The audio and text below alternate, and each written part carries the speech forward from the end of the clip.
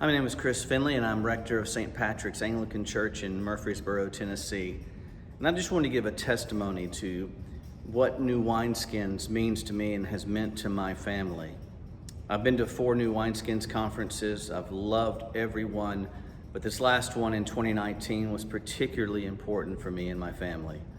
My son was graduating high school, didn't really know what he wanted to do, was interested in going in the military, but nothing really ignited him. Nothing really he seemed to be passionate about.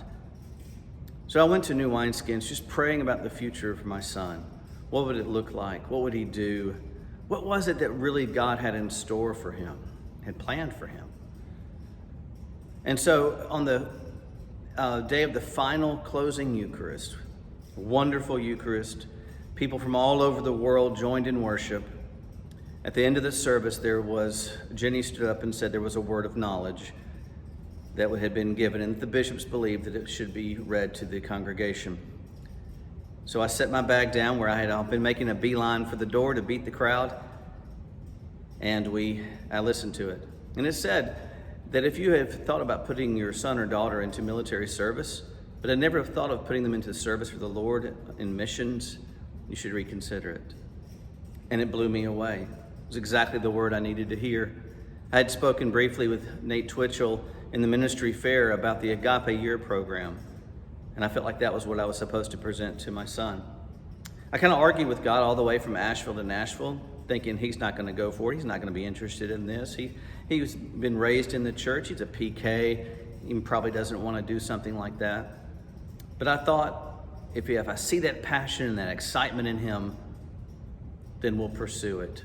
The next morning, I showed him my laptop, and he looked through every page of that website for the Agape Year and said, "Dad, this is what I want to do. This is what I've been looking for."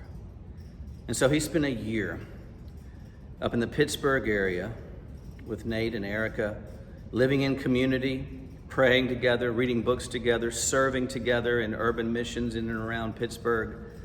And he came back a changed young man. Not perfect. He's still a kid in my eyes, but the Lord had done something powerful in him. And he came home and he said, "Dad, I want to go to college now."